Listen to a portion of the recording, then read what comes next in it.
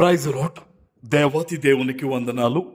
ప్రభు నామమున మీ అందరికీ నా ప్రత్యేకమైన వందనాలు, శుభాలు తెలియజేస్తున్నాను. ఈ దినము కొరకు ఏర్పాటు చేయబడిన దేవుని వాగ్దానము 86వ కీర్తన 13వ వచనము. ప్రభువా నా దేవా, నా ఎడల నీవు చూపిన కృప అధికమైనది, పాతాళపు అగాధము నుండి నా ప్రాణమును తప్పించి ఉన్నావు. దేవుని నామానికి మహిమ కలుగునుగాక. ఈ ఉదయకాల సమయంలో సర్వ సృష్టికర్త అయిన నీ తండ్రి నిన్ను ఆశీర్వదించి గొప్ప వాగ్దానాన్ని నీకు అందిస్తూ ఉన్నారు. హల్లెలూయా. ఆనాడు దావీదు పలుకుతున్నారు, ప్రభువా నా దేవా, నా ఎడల నీవు చూపిన కృప అధికమైంది అని. ఈరోజు అదే మాటను దేవుడు నీకు వాగ్దానంగా ఇస్తూ ఉన్నారు. ఆయనకు నీ మీదున్న కృప, ఆయన ఎంతలా నిన్ను ఆదరించాలి, ఎంతలా నిన్ను హక్కును చేర్చుకుని దీవించాలి అని చూస్తున్నారంటే అధికముగా అంట. ఒక చోట బైబిల్లో రాయబడింది కీర్తనలో, సముద్రపు ఒడ్డునున్న ఇసుక రేణువుల కంటే ఎక్కువ దేవుడు అధికమైన ప్రణాళిక ప్రతి ఒక్కరి పట్ల కలిగి ఉన్నాడట.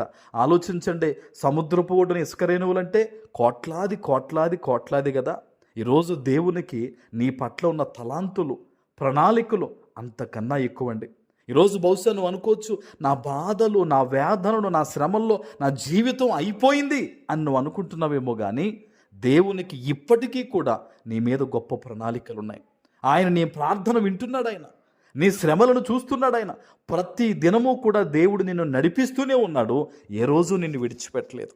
అందుకనే దావీదు భక్తుడు అంటూ ఉన్నాడు, ఆ మాటను ప్రభు నీకు చెప్తున్నారు. చూడండి, పాతాళపు అగాధము నుండి నా ప్రాణమును తప్పించి ఉన్నావు. పాతాళపు అగాధము నుండి నువ్వు అంత స్థితిలో నేను పడిపోయాను.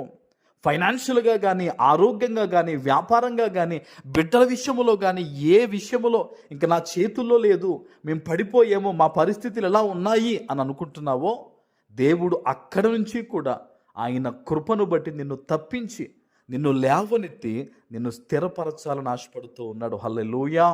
ఇది మానవ మాత్రులు ఇచ్చే మాట కాదు. నీ స్థితిగతులను, నీ పరిస్థితులను ఎరిగిన దేవుడు ఈరోజు నీకు ఇస్తున్న వాగ్దానం ఇది. ఆమేన్. దేవుని సన్నిధిలో చేతులెత్తి ఈ వాగ్దానం ఎత్తిపెట్టి ప్రార్థన చేయి. ఎవరో నీ కోసం ప్రార్థన చేయడం కాదు, నువ్వే మోకరించి చేతులెత్తి ఈ వాగ్దానం ఎత్తిపెట్టి ప్రార్థించు. అయ్యా, వాగ్దానం ద్వారా నన్ను బలపరిచావు. అవును తండ్రి, ఆనాడు దావీదు అంత దీనస్థితిలో పడిపోయినా నువ్వు హెచ్చించి స్థిరపరిచిన దేవుడివి.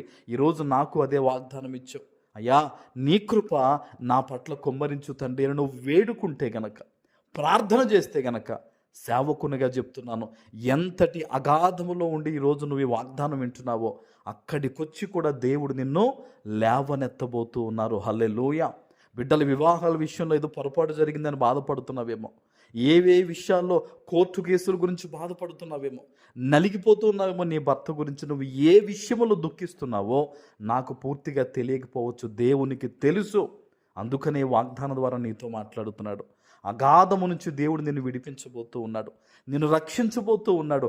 మరలా నీ జీవితంలో నువ్వు కోల్పోయిన దాన్ని దేవుడు నీకు ఇవ్వబోతూ ఉన్నారు. ఆమేన్. ప్రార్థన చేసుకుందాం. పరిశుద్ధుడా, ప్రేమ కలిగిన తండ్రి, మీకు వందనాలు. ఈ ఉదయకాల సమయంలో మీరిచ్చిన ఈ గొప్ప వాగ్దానము ప్రతి బిడ్డ జీవితంలో నెరవేర్చి స్థిరపరచమని యేసు నామమున ప్రార్థిస్తున్నాను తండ్రి. ఆమేన్.